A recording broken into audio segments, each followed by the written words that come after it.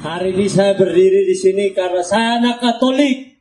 Orang tua Katolik, lahir Katolik, mati Katolik.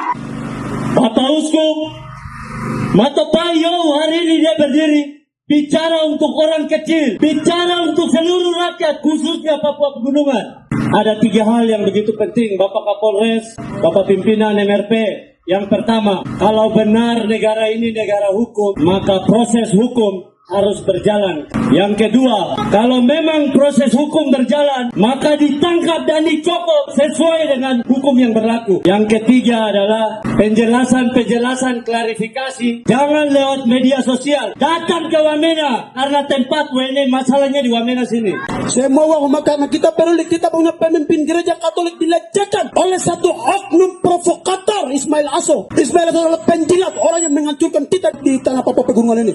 Dia itu provokator. Hari ini semua orang-orang besar pasang dia untuk dia bicara ini itu segala macam sampai kita masyarakat jadi korban provokator dia, isu-isu propaganda dia yang dibangun untuk mengaturkan kesatuan dan persatuan kita di Papua Pegunungan. Yang mana orang Jawa mereka bikin masalah pulang ke Jawa sana. Kita mau hidup damai di tanah kami, jangan mengaturkan kami. Hukum itu harus ditegakkan. Apabila hukum tidak bertindak, keadilan tidak menjadi sebuah ruang demokrasi bukan, maka ada satu kata, lawan. Sampai hukum keadilan itu ditegakkan. Proses pembangunan diberhentikan ketika Ismail Aso, Mulin Aso ditangkap, baru saya bilang silakan jalan. Saya kepala Ismail Aso. Masalah ini menjadi atensi dari Bapak Kapolda yang langsung memerintahkan kepada Pak Dirkrim ya untuk melakukan baik penyelidikan ataupun penyidikan. Kemudian saya sudah koordinasi dengan Dirkrim terkait pemeriksaan yang sudah dilakukan di Polda. Sedangkan hasil konfirmasi kita kemarin 2 orang kita lakukan minta keterangan, kita bawa ke Polda dan saya koordinasi dengan Dirkrim terkait laporan yang sudah dibuat itu sudah dalam bentuk laporan polisi.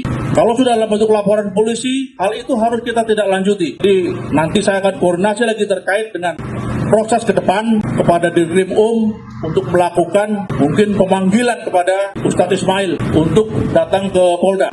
Saya orang Muslim, kalau memang itu salah kita tindak. Saya tidak tebang pilih di sini. Saya orang Jawa, tapi saya banyak mengabdi di Papua. Ismail Aso bukan mewakili suara Muslim, bukan mewakili suara umat Islam, sebagaimana saudaraku Erwin Kuan sampaikan. Tapi ini adalah oknum yang mewakili diri sendiri di dalam mengucapkan kata-kata.